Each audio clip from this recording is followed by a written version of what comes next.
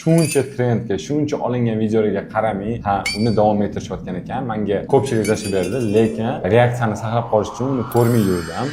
Pomidor yegan kelinni ikkinchi qismini ko'ramiz. 7 ta pomidor bor edi. And Los Santos neighbors get no sleep beefing with the Kelin. Birga bir o'xshatibdi, lekin qaynotani roliga prям zo'r aktyor olishibdi. Ani juda ham o'xshashdi. Ahamiyat berdinglarmi? Labay dadajon.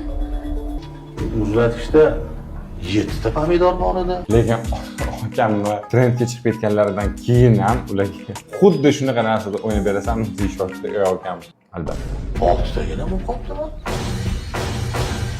Jig'ildonim qaynaganiga men yegandim dadajon. Ha, yeganini. Вообще kuldiradigan narsa bu umuman akani adovatlari emas yoki kelinni javoblari emas. Akam yegandim deb bundoq turib ketib qoladilar, просто qaqdir. Men ishonchdan katta muzlatgich olib qo'yganman-ku. U yerda har xil mevalar bor. Olib yeyveribsizmi, jonim bolam? Nima menga bu yoqqa hozir reklama qilyapsizlar?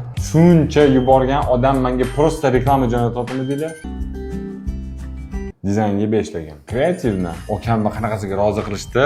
To'g'risini aytsam, mana shu ishonch degan brend AI ishlatyapti deb o'yladim boshida. Ya'ni o'sha aktyorni chaqirmagan deb o'yladim. Ko'p variantlar bor edi, ya'ni любой aktyorni chaqirish, AI qilib yuborish, o'zlari bilan gaplashish. Lekin o'zlari bilan gaplashganlarga respekt, zo'r. Boshqalarni ham ko'rib chiqamiz unda.